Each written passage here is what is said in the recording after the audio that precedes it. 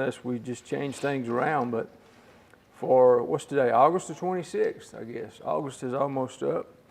I want to welcome everybody and start off with prayer requests.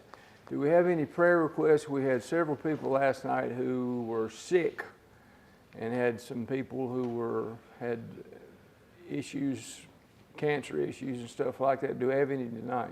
There was a girl in Carthage who Yeah. husband stabbed him to death and then killed himself, and they had 3 or 4 children, and I think it was in the presence of those children. They were also members of Celebrate Recovery, from what I heard. I was told today. And down there with I don't know Floyd. I don't know who they were. She didn't tell me. I don't know who they were, but I didn't know them. anyway, he stabbed her and then killed himself. I don't. That Also, family. Roderick Clemens' son. Yeah, Roderick. Yeah, Mr. Munchie's son got shot by that sniper the other night. We want to remember him in prayer. Pray for the families that were in them shootings. Yeah. Some of them guys went around shooting towns. Yeah. That's one of them.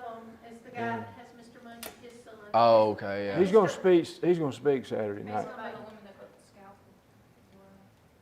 Yeah, there was a girl from Conehatta.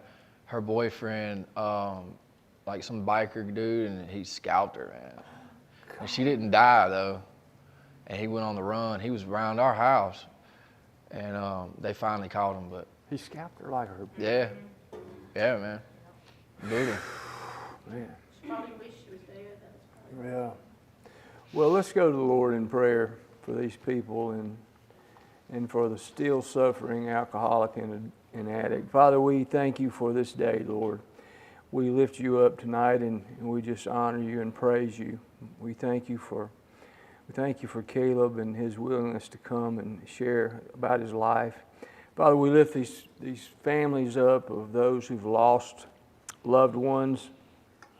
We lift the still suffering addict and alcoholic up, Lord, that's out there that, Lord, they're isolated. They think they can do it alone, but they need help and they're too afraid to ask for help. We just ask you to give them courage that Father, with God, nothing's impossible. We just ask you to be with us for the next few minutes, and we'll give you the praise and glory and honor. In Christ's name we pray, amen. We got recovery Bibles. We still have one left. Okay, one left. And that we'll give that away, whoever wants it, and then we'll order more. Mac's going to take up the offering if he would. Mac, I called on you last night, and Mac wasn't here. I said, Mac will take up the offering. And I looked back there, and there was no Mac. Follow us on Facebook for the times and dates of our meetings and classes, or you can get a hard copy out on the foyer, the information table in the foyer. Remember, we won't be open next Sunday or Monday in observance of our Labor Day weekend here in America. Starting Monday, September 9th, there'll be no more Monday night meetings at the river. Art and Soul will be moved to Tuesday nights at 5, and Sandra's class, Chain Breakers, will follow them at 6 o'clock. And that schedule begins Tuesday, September 10th. Now, we're posting that on the website. We're posting it on the Facebook page. We're putting posters out, so everybody ought to get the message.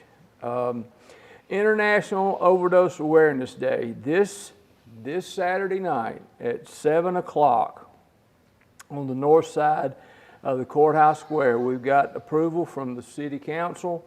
I'll be on WTOK Wednesday with Lindsay Hall at 11:30 talking about it. It's just like a 2 or 3 minute interview talking about it. Everybody's invited. It's a candlelight vigil. Bring your lawn chairs. Just as a point of reference, last year, 2023, there were 106,000 people died in America of overdoses. That's more people who died of overdoses in America than car wrecks and gunshot wounds combined. So that puts it in perspective. And 5 years ago, the overdose rate was 72,000 deaths. So you can see the increase in 5 years. and most of that's due to fentanyl and stuff like that. So, well, tonight we are excited to have a friend of mine that's been a friend of mine for many, many years, Caleb Quick. And Caleb has come with Leo, I'm sorry, Leo. Forgive me, buddy. And what's your name? Lauren. Lauren. We appreciate Caleb. Caleb is a story, a long story. Addiction is a terrible thing. I was telling somebody a while ago, it's like a living organism. It just goes to every area. It's like acid. It goes to every area of your life. And we have to have each other, like I think it was like you said last night, that we have to have each other as a support to get through these things. And so, Caleb, I'm just going to ask you to come and just share with us whatever you have. Let's give Caleb a round of applause.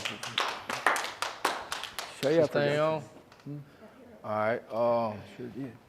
This is my first time giving a speech ever, so just bear with me. So I'll tell a story about my addiction and how it affected my life and what it took for me to overcome it. I was a hard drug user. I was hooked on crystal meth and IV user, and I lost my mind for a long period of time. But that's not where it started, though. I think what's more important about the whole situation is where it starts, the root, right? You know what I'm saying? Because it didn't start with being strung out and addicted and throwing your life away and destroying your relationships with people that you care about. It didn't start like that. It started for me probably like 13, and it started with just rebellion. You know, I don't think drugs were even involved yet. You know, just not wanting to follow the rules and feeling like you can't relate, you know what I'm saying, to people around you, maybe not feeling accepted at school or feeling judged by people, you know, and you might have valued somebody in school and looked up to them, and then they treat you like dirt, you know what I'm saying? Little things like that, and you don't realize the effect that it has on you until years go by and you get older and you still are harboring this resentment, you know what I mean? And then you also don't realize how little things like that can affect the decisions that you make as you get older. You see what I'm saying? So I feel like it was a lot more to it that led up to the drug addiction. But it started with going to a party when I was like 14. We went to this, we had like a little street clique out here or something. I wanted to feel like I was a part of something, so they gave it a little name and stuff, and we had like a little, you know, like a little clique, and we had a party. And that was my first time ever getting just dog-faced drunk, you know, just drunk out of my mind. I think we took some Xanax, and that was my introduction, you know, to the lifestyle. Mind you, I was 14, you know what I mean? 14, but I was running away from home when I was 13, and you couldn't tell me nothing, you know? Like, I did not listen. They would try to threaten me with what was that place? Like military school, stuff like that, you know? They were trying to threaten me. I would just sneak out in the middle of the night and go on, you know what I mean? And go hit the streets. And so it started with that party, and then I went through a bad ordeal with a girl that I dated her for like a year. And when you're that young, 14, and you're in a relationship with a girl that she stays the night with you and stuff, and you feel like you're grown, you know what I mean? So she ended up getting pregnant, and her mom took her to have an abortion, and that sent me on the spiral, you know? That sent me on the spiral where I wanted to know about all the drugs, you know? I started taking pain pills and Xanax, mixing those, and was always smoking weed and drinking. I found a buddy in town. He was a lot older than me. He had his own place, and I was able to stay with him, you know? And so I had no accountability, period. You know, my parents quit trying. They were like, he's just gonna keep running away. We just gotta let him get it out of his system. And so I remember one night, me and the guy I was staying with had been drinking, and I forgot where we got it from, but he had got some meth. He had got some meth. I was like 16, and I didn't know what meth was or nothing. And we went through a bag that night, And it was an off and on thing since then, struggling with drug addiction in all forms, until finally when I was 18, I went to prison for something pretty wild and insane. I stole a cop car and went and broke into the town hall. Now, I was on these drugs, though, at the time. Like, I was on the Xanax, I had pain pills, I had a bottle of Wild Turkey, and you know, I was, yeah. And I remember, here's something that stands out about that, though, because I remember that night that I did that. I didn't plan it. I didn't plan it at all. But I remember I was on Xanax and Klonopin. I was on a Xanax, Klonopin, and some pain pills. And I remember sitting in this little office room that I had. And I remember being very depressed, just very depressed and suicidal. I remember those thoughts going through my mind, and where I felt like I was just about to give up on life and just, I was ready to die, And I think it was at that point, I feel like that's important to say, because I think sometimes a lot of us will make those kind of decisions where we'll self-destruct, and we'll self-destruct, but what leads up to that is the depression, the anxiety, the unresolved issues, the root problems that from things we suffered when we was younger. That's why there's a practice, something called shadow work. And what it basically means is it's just remembering things that you went through when you were younger, and the way that you were affected by some trauma, the way you were affected by something somebody said. And you revisit those memories in your past, and you try to rewrite the narrative of it, and give yourself a new perspective. And that's just kind of part of healing work. And it's a long process, but I feel like it's moments like that a practice like shadow work, or even, praying or seeking counseling through some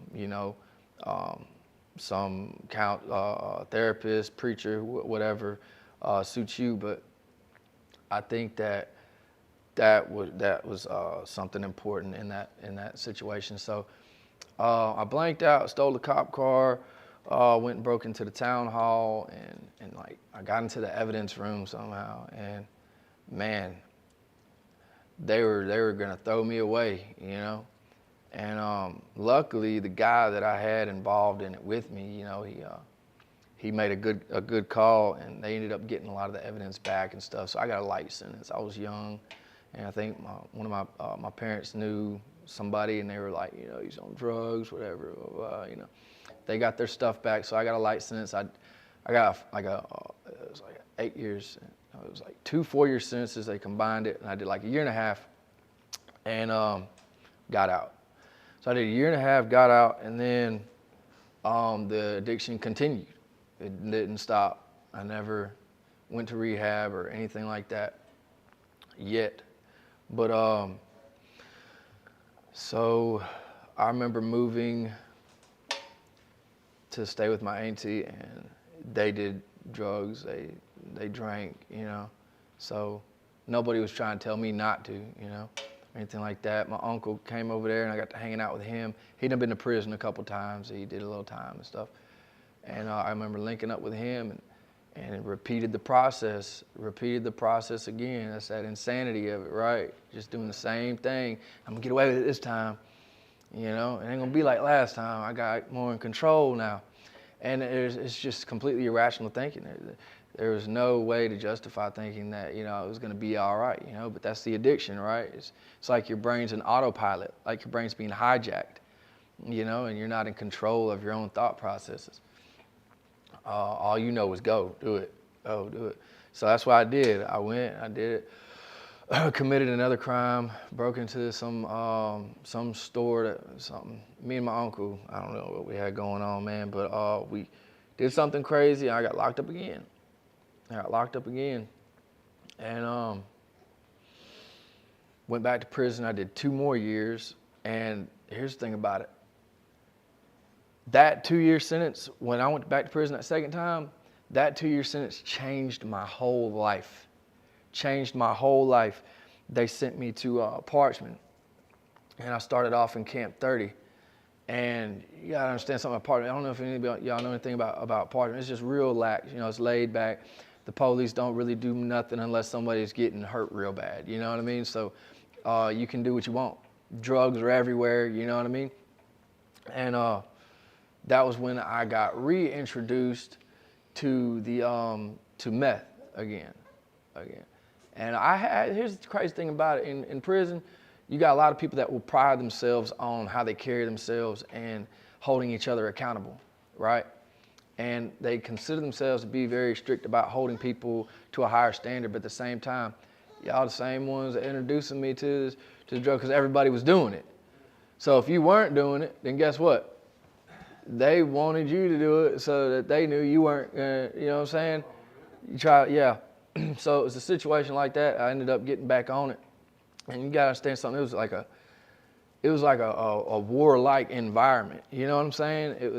It changed my life, man. It changed my life. Long nights, no sleep, sleeping with your shoes on, all that kind of stuff. And a lot of people might not want to talk about those kind of things, but those were things that happened to me that had a very, very detrimental effect on just my mental health, but my ability to like make clear decisions and that will benefit my future. You know what I'm saying? I'm in survival mode, you know, in here. And it's like being brainwashed. So even now, like after you do so much time like that, and it's the same thing with people in the military. You know, people go to the military and they drugs over there. It's the same kind of situation. You know, you get into that survival mode, and you know, and it takes a while to reintegrate yourself into society after that, after being exposed to that kind of life for so long. But so I ended up getting back on meth inside the prison, and I was getting in trouble at the school that I was, like, we would sign up for the school so we could get out the zone and go to do something and go to another building or something, move around. And I remember getting in trouble at school a couple times, so they sent me to what they call C custody, to the lockdown in 29. And I did the remainder of my sentence there. And in 29 was where I was introduced to the needle. And I did my first shot at opener. And that had such an effect on me because that was the first time I ever saw shadow people. You know what I'm saying? And like was experiencing all these hallucinations and just crazy things. And I'm gonna tell you what, it took me so long to recover from that. Because I was like that. I remember being so paranoid and schizophrenic that I barricaded the cell door. The door, like literally took the rack up off the ground and like pushed it up against the cell door and like barricaded it. And I sat behind it with some weapons that I made, and I was just waiting like they were coming. You know what I'm saying? I waited on. And I stayed like that for 3 days in that cell like that. And my mom caught wind, obviously, that something was wrong. And she arranged something because I was coming up for parole. And she arranged something for when I had got out that I didn't get to go home. I had to go straight to the rehab. And they sent me to Righteous Oaks. And I remember being in that paranoid state of mind like that for like 3 months, sober. You know what I'm saying? Not even just paranoid, because when you're on drugs and you're paranoid like that, you're gonna be coming up with these scenarios and these beliefs that are just not real. You know, like people. What I had to tell myself, what helped me with coming out of that was telling myself, I'm not that important. I'm not that important for people to be that worried about me chasing me across the country. You know what I mean? Or chasing me across anywhere, you know, or worried about me, period. I ain't not that important. What reason that's why I had to really face myself and be like, what reason do I have to be feeling like this? You know what I'm saying? I don't. I ain't got no reason to be thinking people have me. And that was the main thing, though, that really helped me was that one sense. I'm not that important. You know what I'm saying? And that's what I told myself, because that's one of the main things about meth addiction. You know, that everybody who, if you struggle with meth addiction, is going to come with the paranoia. You know what I'm saying? And the delusions and the things like that. And I had talked with my uncle about that as well, and I told him that, you know, the same thing, that you're not that important, man. All into his stuff, but you're not that important for, you know, for people to be worried about you like that. Anyway, I got out of prison, went to Righteous Oaks, and I completed that program for 6 months. I was doing good. I was, you know, living for God, and I was preaching the Bible and stuff to people. And when I got to moving around out here, when I got home, I found one of my old friends. I don't say no names or anything. Like, one of my old friends, you know, was struggling real bad, and I wanted to help that person. You know, I wanted to help him. I felt like I could save him because I got it together now, and I know all about what you're going through. Let me, you know, put my cape on and fly in. And so that's what I tried to do, and it worked temporarily until I relapsed. You know, putting myself in them situations because I wanted to go where they were going, so I could, you know what I'm saying, make sure that the person was safe, whatever. And I ended up relapsing. I mean, which I'm not. Don't take this wrong. Like I'm putting the blame on anybody else. You're always accountable for your own decisions. You know what I'm saying? I chose to put myself in that situation. You know, in that environment, and it cost me. You know, that's why it's so important to remember people, places, and things. People try to discredit that and say, no, you can do the same thing anywhere. No, it's really not, man. It's really not. Sometimes you need to go to a new place and surround yourself with new people and do different things. One thing I learned in rehab was about hobbies. They tell you in rehab that one of the key things for maintaining long-term sobriety is that you need to establish a totally new routine. You need to find sports and things that you're interested in, you know what I mean? Anything that you might think is fun, if you like drawing, whatever, and incorporate that into your routine, you know what I mean? And make it a habit. You see what I'm saying? Because the disease of addiction is something that's hard to understand, because it's like you're programmed to do the same thing. That's why they call it insanity. You're just programmed to keep doing the same thing.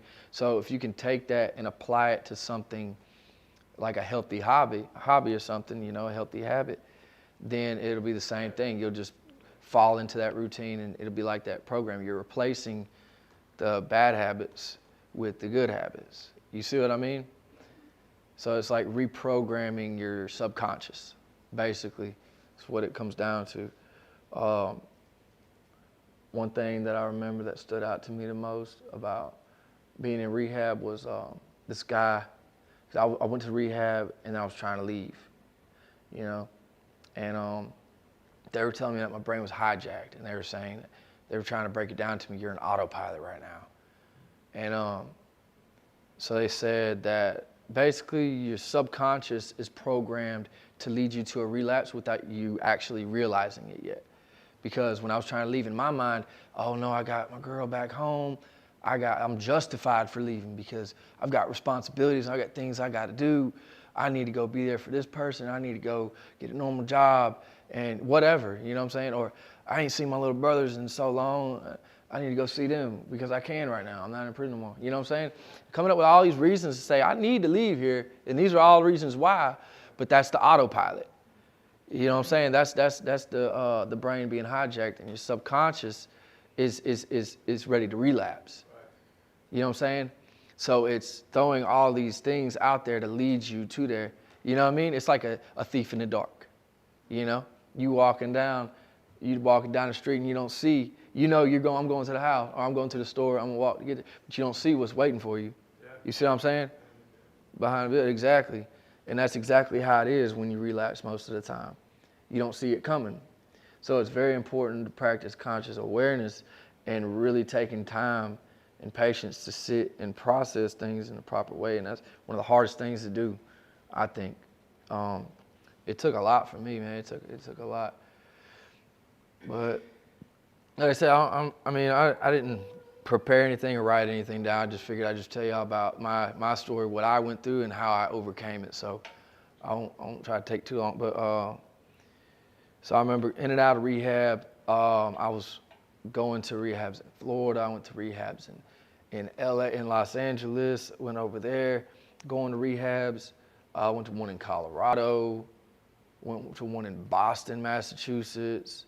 It was all over the place going to these different rehabs, you know? Because back then, if you had a certain insurance policy, like a PPO insurance policy, then the rehabs would pay for everything. Like they would buy a plane ticket, they would fly out there. So I'm like, I'm about to go, see everything that I can. And but at the same time, going to rehabs, trying to get better, but at the same time, relapsing. You see what I'm saying? Because I never took the time to actually sit and process how, to overcome this. And I remember I was in Los Angeles before I came back to Mississippi again, and that was because my first son had just been born.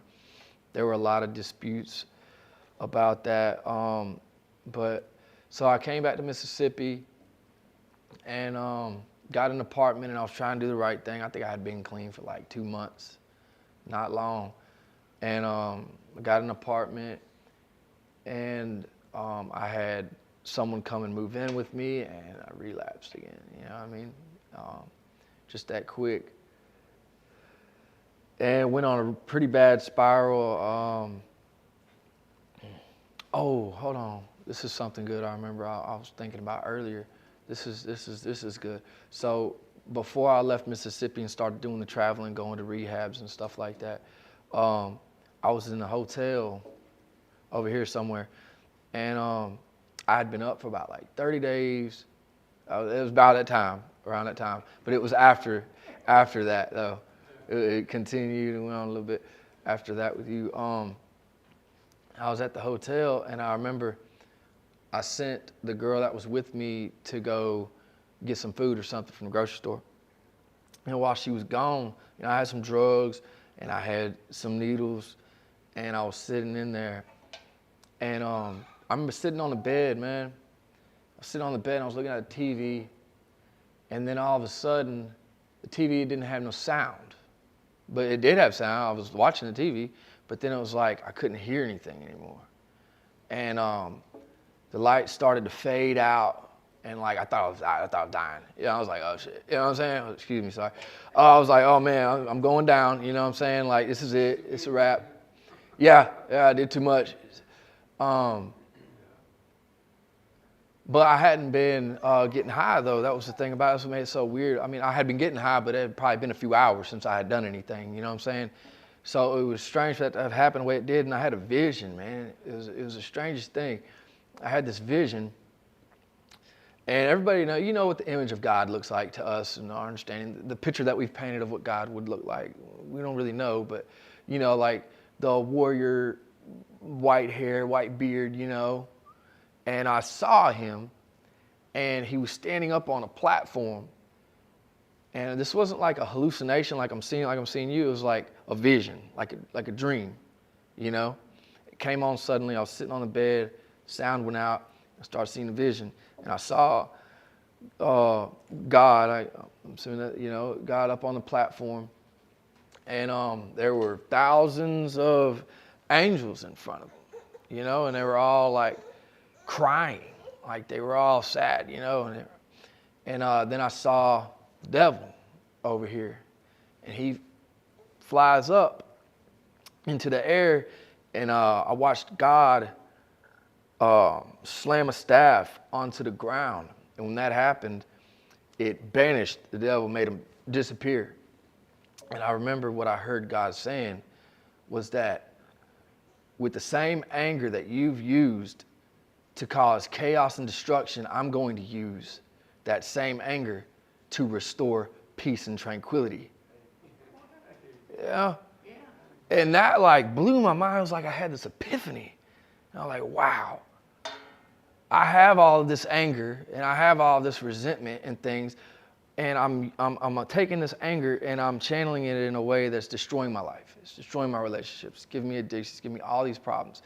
And I can use that same anger against those things, against, you know what I'm saying, drug addiction and stuff like that. And I went and I flushed all the drugs down the toilet, and I made a call, and I went to rehab the next day. I don't think I ever took rehab more seriously, you know? And I went in there and I maintained that aggression. I maintained that assertiveness, that anger. You know what I'm saying? You want to act like you want to relapse? I'm going to be aggressive towards you. You know what I'm saying? Because I'm serious about this. You know what I mean? And that's what it took. And I kept that in mind. What God said in that vision was the same anger that the devil was using. I'm going to use the anger too, but in a different way. You know what I'm saying? And I feel like that helped me a lot. It did. Because that's what actually got me clean. Well, I ended up going back to prison and stuff like that this last time. I did 6 years this last time straight. And I know the first 2 or 3 years were very difficult with overcoming the temptations and the cravings and things. I don't know if if any of y'all have struggled with the meth addiction, but when you have cravings and stuff, it's like you can taste it, you know, and it's like, it's very hard to overcome. It's very hard to deal with. But what worked for me was being angry with it. You know what I'm saying? And channeling aggression towards it, you know? And I remember just dealing with certain people and things that, you know, people would be on the drugs and stuff like that. And you can't put yourself in that situation. You can't help nobody, you can't save nobody, you don't want to be saved. You gotta focus. It's a selfish program. They say that in rehab.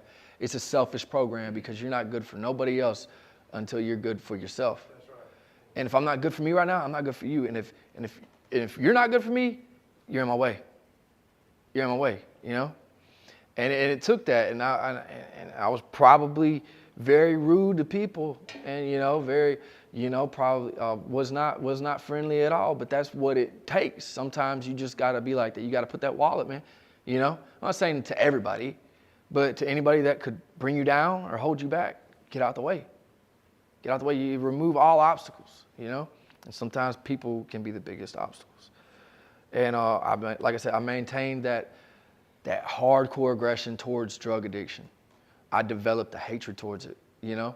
And I know it's not good. You shouldn't have hate in your heart or anything like that. You're supposed to, you know, have love and compassion for people, and you can do that, but you can also love people from a distance. And I'm not saying hate the people that are on the drugs or anything like that. I'm saying hate the drug. You know what I'm saying? Because it's war against drugs like that in your mind. You know what I'm saying? When you're addicted to something like that and you're trying to overcome it, you're at war with that drug. You are at war with that drug. And if you're at war, what does that mean? You're fighting to the death, right? You're fighting for your life. You're fighting for your life, literally. And if, I don't know about y'all, but if I'm at war, I'm going to be as aggressive. I'm going to give it my all. You know what I'm saying? Get everything I got. And that's what it takes. You got to maintain that mindset. It's not friendly with the drug that you were addicted to at all. It's war with that drug. And that's what it took for me. And that actually kept me clean. And I've still been clean now. Like since I started using that, what I was just explaining, I got clean off of it November 23rd, 2017, and that's worked for me ever since. That strategy, you know, that I've tried a lot of different things, you know, but I've tried a lot of different things over the years, but that's actually worked for me, you know. That and hobbies, of course, you know, like I found a good hobby of mine, like fitness, working out, you know, running, things like that, you know, being involved with the community in some kind of way. You know, some kind of way. Like when I was in prison, obviously there's not much you can do, but I would go and like help with the cleanup, or, you know, I would just, you know, do little things just to, you know, just to help out or whatever. And just to be a positive and productive presence. You know what I'm saying? Things like that. It just makes you feel good. It releases that dopamine, you know, and then the endorphins, it releases that, you know, so it feels like a high in a way, you know? Just doing little things to help out and finding new hobbies and things. I started doing tattooing, you know. That was a hobby, and I turned them hobbies into habits. And there's probably a lot more little stuff I could touch base on, but for the most part, that's just a quick rundown on what it looked like for me and how I got over it. That's fine. That's fine. Yep. Thank you. Yes, sir. Let's give. You remember last night we talked about the childhood trauma